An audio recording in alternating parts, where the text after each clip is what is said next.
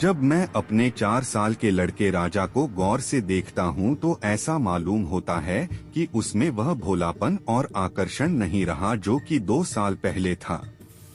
वह मुझे अपने सुर्ख और रंजीदा आंखों से घूरता हुआ नजर आता है।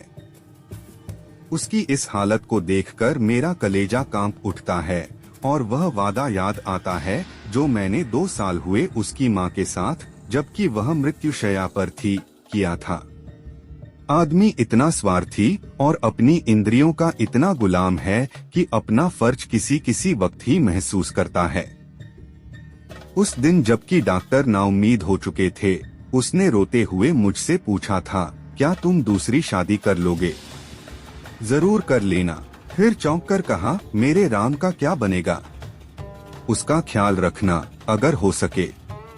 मैंने कहा, हाँ, मैं वादा करता हूँ कि मैं कभी दूसरी शादी न करूँगा और राजा तुम उसकी फिक्र न करो, क्या तुम अच्छी न होगी? उसने मेरी तरफ हाथ फेंक दिया, जैसे कहा, लो अलविदा। 2 मिनट बाद दुनिया मेरी आंखों में अंधेरी हो गई। राजा बेमां का हो गया। 2-3 दिन उसको कलेजे से रखा। आखिर छुट्टी पूरी होने पर उसको पिताजी के सुपुर्द करके मैं फिर अपनी ड्यूटी पर चला गया। 2-3 महीने दिल बहुत उदास रहा। नौकरी की, क्योंकि उसके सिवाय चारा न था। दिल में कई मंसूबे बांधता रहा। 2-3 साल नौकरी करके रुपया लेकर दुनिया आकी सैर को निकल जाऊंगा, यह करूंगा, वह करूंगा, अब कहीं दिल नहीं लगता। घर से खत बराबर आ रहे थे कि फलाम फला से नाते आ रहे हैं, आदमी बहुत अच्छे हैं, कि तेज और खूबसूरत है, फिर ऐसी जगह नहीं मिलेगी। आखिर करना है ही कर लो। हर बात में मेरी राय पूछी जाती थी, लेकिन मैं बराबर इनकार किया जाता था। मैं हैरान था कि इंसान किस तरह दूसरी शादी पर आमादा हो सकता है, जबकि उसकी सुंदर और को, जो कि उसके लिए स्वर्ग एक भेंट थी, भगवान ने एक बार छीन लिया। वक्त बीतता गया। फिर यार दोस्तों के तकाजे शुरू हो गए, कहने लगे, जाने भी दो, औरत पैर की जूती है, जब एक फट गई दूसरी बदल ली। स्त्री का कितना भयानक अपमान है, यह कहकर मैं उनका मुंह बंद कर दिया करता था।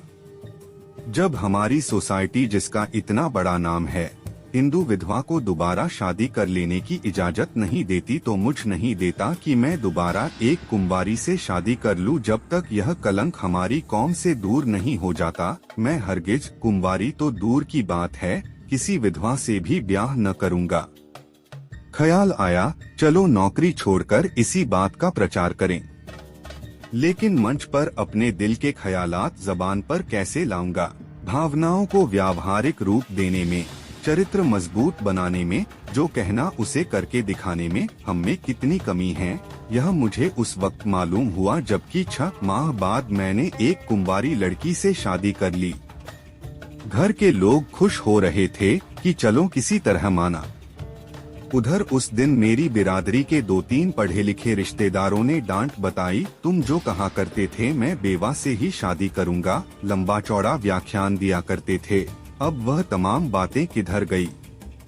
तुमने तो एक उदाहरण भी न रखा जिस पर हम चल सकते। मुझ पर जैसे घड़ों पानी फिर गया।